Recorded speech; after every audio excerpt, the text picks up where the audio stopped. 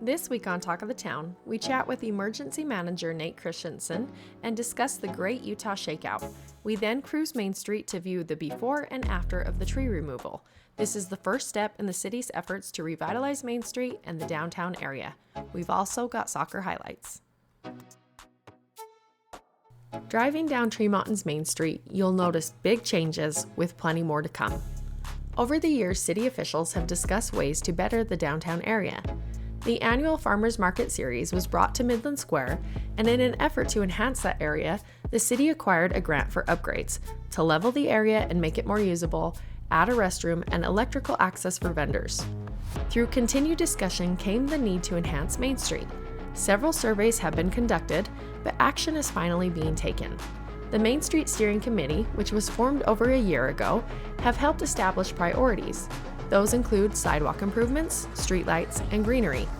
In order to do that, they had to remove the trees, many of which were diseased and overgrown. Several have lifted the sidewalk, creating trip hazards as well as damage to the buildings. On March 7th, the tree board met and determined all trees except for 5 maples at the square should be removed. It was recommended that city employees remove those at Midland Square, but hire a professional for the trees on Main. This was all finalized at City Council on March 18th.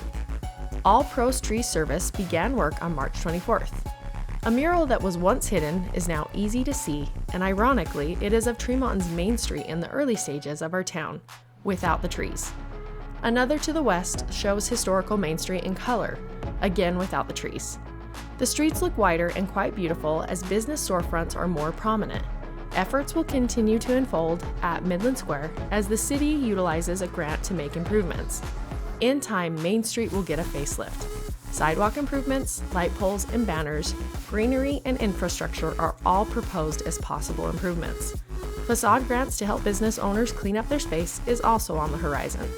To stay in the know, attend City Council meetings, watch them live, or meet with your local representatives to ask your questions and share your concerns.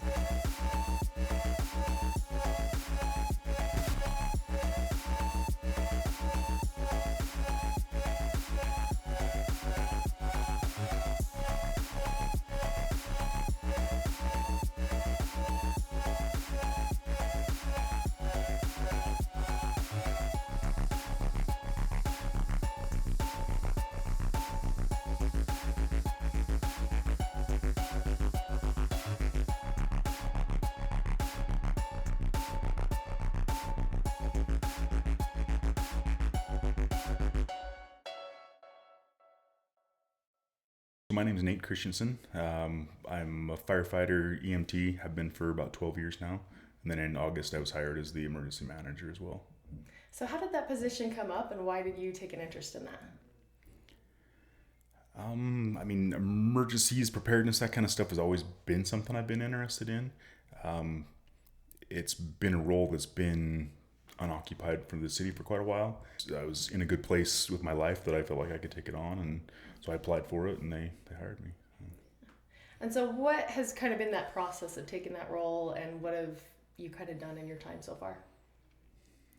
So far, basically, we had pretty strong processes and plans in place quite a while ago, but we haven't had anybody in this role for a while, so all that stuff is pretty well dissolved, and it's emergency preparedness, the technologies behind it, that kind of stuff is perishable.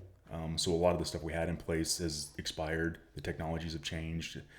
So we've really been starting from the ground up with our new plans, new alerting softwares. So many of the roles in the city have changed over as well. We got new police chiefs, new city managers, new fire chiefs, all that kind of stuff. So, we've basically had to just start over. So it's been nice that we've had a clean slate to work with, so we're not coming in with an old plan trying to revise old things. We're, just starting from the ground up, basically. When I'm on shift at the fire department, we do have some downtime, and so that allows me time to work on my plans and that kind of stuff during those downtimes while I'm on shift. April is the Utah Shakeout event that they do yearly. Mm-hmm. Tell us what that is and how Tremont gets involved in that. So the Great Utah Shakeout, April 17th. They set a tentative time for 10:15 that they want everybody to kind of pause and pretend that there's been an earthquake. Mm-hmm. So right now our plans are pretty small. We're just hoping to encourage everybody to basically set an alarm or a reminder on their phones. So at 10:15, when that goes off, they're just going about their normal workday. When that alarm goes off, then they stop and make note of their surroundings. Where are they? If there was an earthquake right then, is there things that would fall on me? If I'm driving and the traffic lights went out because the power's gone, how would I navigate that? That kind of stuff, and just be more spatially aware and that kind of thing. We've got some information to go out to our city employees as well, just as like suggestions, reminders, things that they could have in their emergency kits, documents that they could prepare, that kind of stuff, to be more ready, in case something big happened. So how can the public get access to that kind of stuff? Where can they find this information? How can they be better prepared? So there's a couple of websites done by the government and by the state. Shakeout.org/Utah. Shakeout.org is just the nationwide Shakeout website, and then the Utah one has just a little bit more Utah-specific information. And then BeReadyUtah.gov is a website that's done by the Utah Department of Emergency Management, and it's got all kinds of information. In the state of Utah, we're really lucky because we're in a super safe state, right? We don't have tornadoes. We don't, earthquakes are really the big thing that is super scary for us. And so that's kind of the big focus for everybody, is just that big earthquake. And that's most of the focus. On the emergency management side, we're in the very infant stages of hoping to have our own CERT team again. So if people are interested in that, we also have a CERT-specific Facebook page that they could follow. That we hope to have more information available on that as it comes out. And so explain that to us. What exactly is that, and how does that better the community?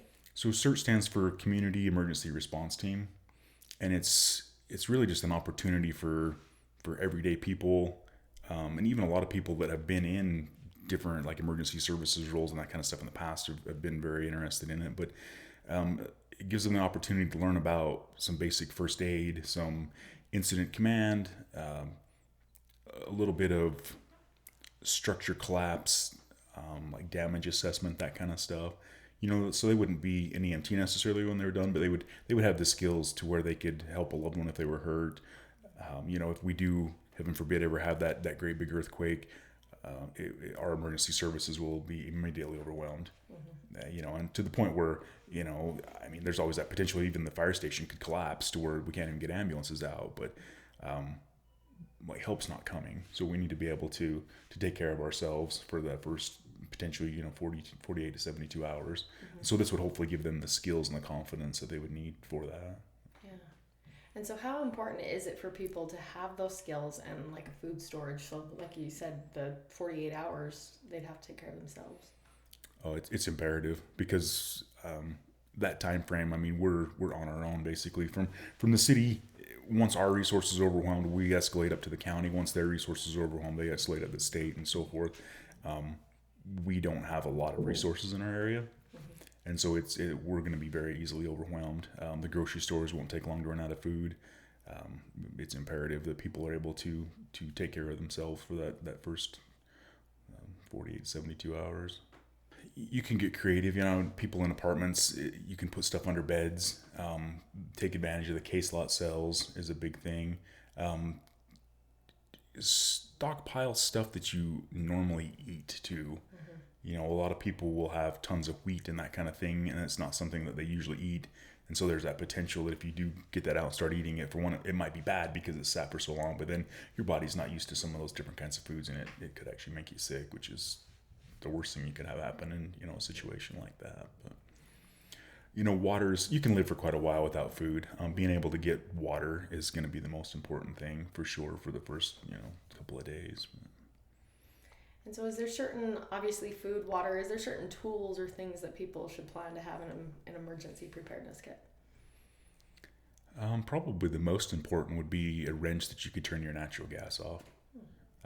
In the event of an earthquake, if the line between the meter at your house and into your house ruptures, there's just that one way to turn it off is all. And you can they have special wrenches that you can buy for that, or you can just use a crescent wrench or a pair of pliers or something like that. But to have a tool to be able to shut that off and then to know where it's at and how to do it is huge. I know sometimes around this year, we haven't had as much snow or anything, but what can people do to plan and prepare for potential flooding? The biggest thing for people in town is to make sure that the gutters and the drains and stuff are clear. Other than that, the city this year has bought 6 small water pumps that we have available for people to borrow. We haven't needed them yet, but if somebody needed to borrow one to pump out a basement or a window well or something like that, we do have that available. We learned a lot of lessons after the floods in 2017. They improved the size of several culverts, improved the drainage, a bunch of things. So hopefully, we won't have that situation ever again. Twisted Sugar in Tree Mountain will hold a grand reopening on April 18th and 19th. Every 50th customer gets a free tumbler, and every $20 purchase gets a free keychain. There will be a weekend drawing for a $50 gift card, along with hour-by-hour deals. Be a smart cookie and get that treat or drink at Twisted Sugar. Talk of the Town is made possible by supportive sponsors who love our community. Show your love by supporting them today. Surveying his options. Dean brings the ball back. And there's a turnover, and here go the Bears the other way. Diaz throws it in up towards Dixon. He steps through. Dixon in the box. Dixon takes a shot. Ooh! Off the top. This is Connor Barnett. Barnett with the cross into the box. Bear River able to snuff that one out. Through ball forward to Yvonne Leon. Leon with a bit of skill trying to get past the defender. And here they come again. The ridge line with another shot. Snuffed out by the Bear River defense. Applying pressure. Bear River attempting to dispossess. There's a through ball. This is going to be an opportunity. Nice save. There goes Cotter. Cotter moving towards the box. Carter one step. Look at that, Hale. Great defense by Hale to Leon. There's a through ball. It's a well-timed run. Bear River able to snuff that one out. There's another through ball. Denaire Dean. Dean. Ooh, Barnett. Barnett in the box. Barnett with the cross. And there he is. Barnett repossessing. Here's a cross into the box. Bear River able to snuff that away, but Leon puts it up, takes a shot. Great defensive play there. Nice step there by Diaz. Diaz, he's pushing forward. He's going to take it into the box. Diaz with the shot off the crossbar. In. Still in play. Still in play. Ball is up. And Vilcapoma. And that's a well-timed run. That's a well-timed run for Ben Cotter. Ben Cotter moving towards the goal. Ben Cotter into the box. Hale with the defense. Ridgeline regains possession. They're going to put it back in the mixer. Leon, he's by himself, but he's offsides. Great save. Hale stands strong on that defensive line. Ball is still in a dangerous position. Aggressive, nice save by Vilcapoma there. So you knew this was going to be a tough battle coming into this, and your boys came out on fire. Really great defense, really great opportunities on offense. Tell us just kind of what was the difference from the beginning of the game to the end? Definitely, when you get scored on, that's a hard thing to take. So definitely, and it's something that we've continually working on, of keeping our heads up and keeping playing. And then you get some cheap goals in there that kind of suck. But I like, things that we worked on practice, and we went into this with our key goals of being able to shut down those passing lanes. So while we're pressing, we're still making sure that we're covering who's behind us so that we can cover 2 people with 1 person. And I think they executed that really, really well today. And pressing high, that we're not backing off of those tackles, that we're forcing them to the game that we want to play and dictating the play, which I think they did really well today. And credit to Ridgeline, they had some beautiful goals, but in reality, they could have had a lot more goals, and your defense did really well. Tell us about the defense today. Yeah, our defense is a rock. They have so much hustle in them. It's amazing. They get beat sometimes, and they get back and they win these balls, and it's just an amazing thing to watch. And they do hold their own really well, and they work really well together. And then being able to counter from that and get out of, we won the ball back, and now we were able to get out of it. They execute it well. So yeah, our defense is hands down. And you guys had some good opportunities on goal today. Couple heartbreakers that should have gone in and didn't go in. Tell us about the offense, and then just how you guys plan to recover from those so next time they can get in the back of the net. Yeah, that's definitely, something that we struggle with. Like in many games, we've had so many opportunities to put it in the back of the net. We just hit too hard, hit too wide. It's definitely something, these guys have so much power and so much spirit in them. All of that like hits into the ball and they're like, oh, that could have just been a finesse shot. So it's something definitely that we work on, and we need to work on more in practice we're really excited that we're there. Now we need to control that excitement and into a targeted shot and not just kicking the snot out of it. But we definitely have some kids who have a great foot on them for sure. I think sometimes, at least it feels like to me that we get surprised, like, oh, we won the ball. Oh crap, what do we do with it now? And definitely building that confidence of like, don't be surprised when you win the ball. Like, just go play now. Is kind of the way I see it when I see him out there playing. Is just keep on going when you get those things. So, and definitely on our attacking, on our wings and our forward and our attacking mid too, of constantly crashing the goal. Because I still think even as attackers, they're a little bit more defensively minded of like, I'll let them have it and then I'll go and get it rather than just get the ball. As you guys gear up for Westfield next week, what's going to be your focus? What do you guys got to clean up? Definitely that pressure on the ball, especially in that attacking third, to be able to get those opportunities on goal and taking those shots. Like, I know we want to have this, like, we get through all their defense and we just place it in, but a lot of times, those great shots are taken from the 18, outside the 18. So, and we have the foot to do them. So that's definitely something we'll be working on this week of being able to, when you have the opportunity to take it. Eventually they're going to go in. If you just keep taking shots, they're going to go in. You'll figure out your footing, you'll figure out your power, they'll go in. But if we don't take shots, we'll never get them in. So that's definitely something going into Westfield that we want to correct, and just going ahead in the momentum that we had. We had fun out there. We talked about it after the game that, yeah, we lost, but did you have fun playing? Like, did it feel good having that struggle? That we were still in it and not just getting creamed or, so you can still have fun even when you're losing.